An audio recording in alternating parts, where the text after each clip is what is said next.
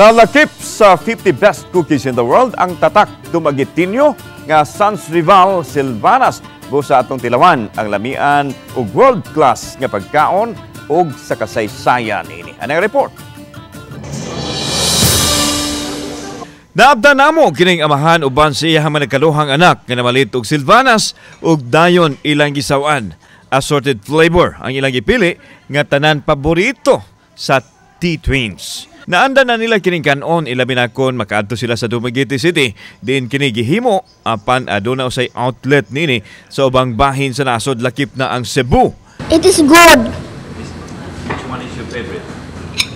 Chocolate. Good.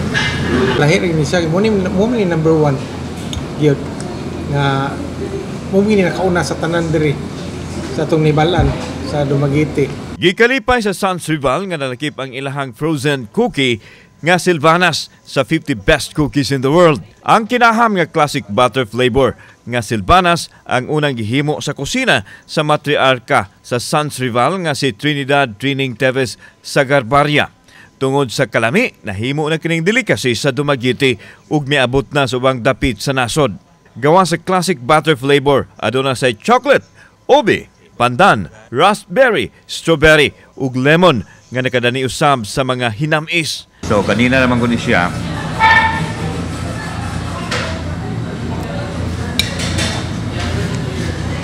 Lamig good.